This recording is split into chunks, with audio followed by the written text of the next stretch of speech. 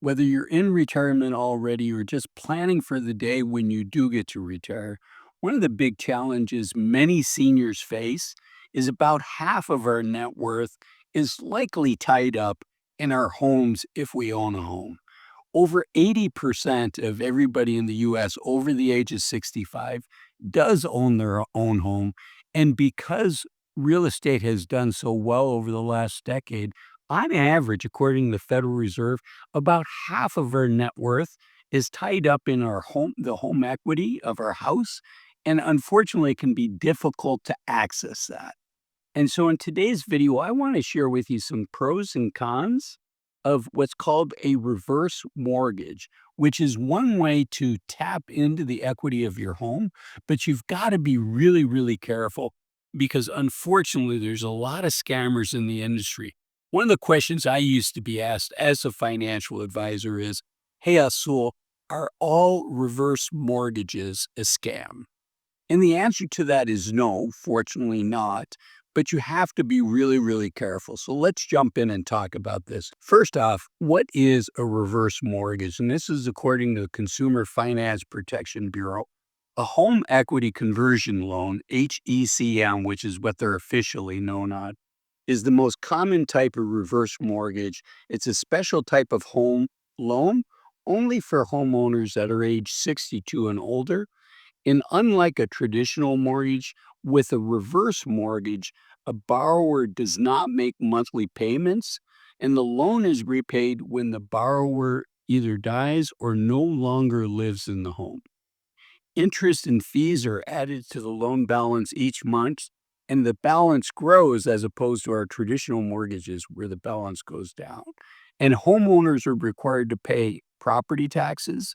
Homeowners are required to carry homeowners insurance on the home, and they need to use their property as their principal residence and keep their home in good condition. And that keeping your home in good condition can snag many seniors because it may be required that your roof be replaced. The reverse mortgage company might be able to come in and do an inspection on your home and force you to do repairs that maybe you don't think you need to do. So this is a table that shows the differences between a normal mortgage and a reverse mortgage.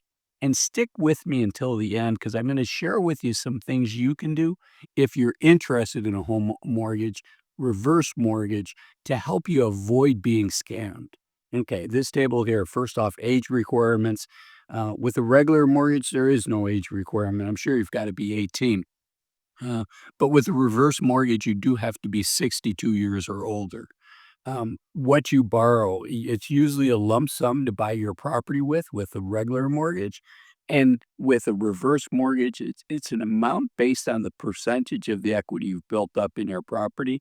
How do the payments work? We know how a regular mortgage works, but with a reverse mortgage, a lender pays you a lump sum or monthly payments like an advance payment on your equity, but you still have to pay the taxes, the insurance, and maintain the property.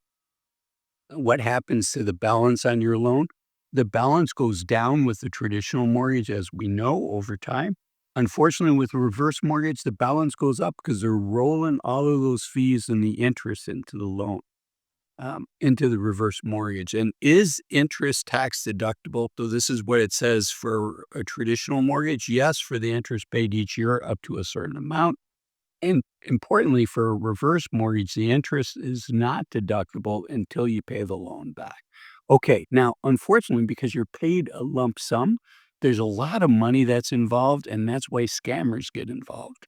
And Rocket Mortgage did an excellent article just recently, How to Recognize a Reverse Mortgage Scam. And the first one's called a foreclosure scam, and that's where you end up paying the scammer excessive fees and closing costs to get the reverse mortgage. The scammer sometimes even steals the amount that you're borrowing against your equity. So the scammer actually scams the money away. The next one's called an equity theft scam, and that involves there's unscrupulous appraisers, attorneys, and loan officers that are working in cahoots to raise the appraisal value of the home so you qualify for a bigger loan, and then they steal some of that money. The next one is house flipping scams. And that's when a scammer gets you to buy a home and get a reverse mortgage on it, but the home is not repaired well, or the scammer convinces you to get a reverse mortgage on your existing home and then use the proceeds to buy his or her poorly repaired home. And it's not until you end up owning that house that you realize that the repairs were poor, right? Because when you get a reverse mortgage, oftentimes you get a lump sum. So there's not just the scams on the fees and everything else, but there's also the scam with the lump sum. And with that one, they're convincing you to buy a home with that lump sum. Okay, the next one, unfortunately, sometimes people are defrauded by their relatives or financial planners. Um, this next one's really important. If you're a veteran, veteran reverse mortgage scams really important. Veterans Affairs does not offer reverse mortgage loans.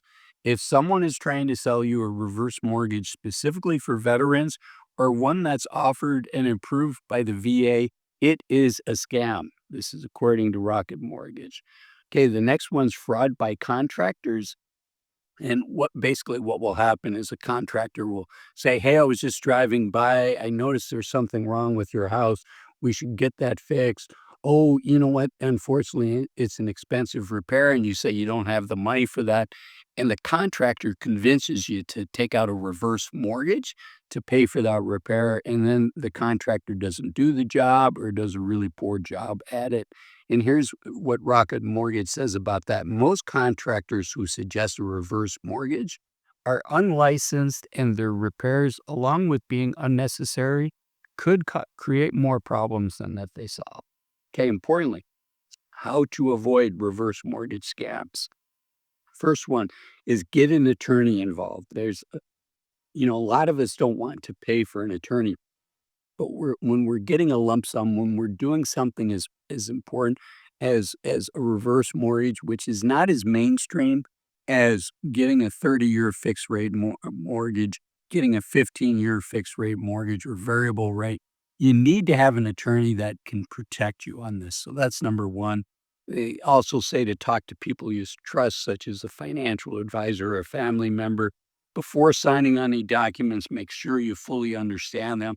you know, Even having been a financial advisor myself for over 20 years, these documents are complicated. I don't think I could understand them, so I would have to hire an attorney who's a fiduciary to me, and that's the key. Don't let the reverse mortgage company suggest an attorney for you. Find your own. Okay. They also say research in any lender with the Better Business Bureau and firms like that. Um, Rocket Mortgage says to ignore any unsolicited advertisements, phone calls, or emails, and um, sign up for reverse mortgage counseling, even if it's not required. And then importantly, if you think someone's trying to scam you, report it to the Office of Inspector General at the U.S. Department of Housing and Urban Development by calling its hotline. Phone numbers there, 800-347-3735. And then also, I think it's worthwhile to the Federal Trade Commission also has an article on reverse mortgages. So you can just Google Federal Trade Commission reverse mortgages to read that article. If you found this video helpful, one of the things is if you're not retired yet is thinking about, how do you fully enjoy the journey until it's your time to retire? It's not a sprint to the finish line. Uh, though that could be nice, I would say it's a journey to the start line of the next chapter. And I want you to enjoy all of your time, not just the time that you retire. And that's why I made this video here. 8 things to stop doing in your 50s and 60s in order to enjoy more of your time until you get to retire. Thanks for watching this video. Bye bye.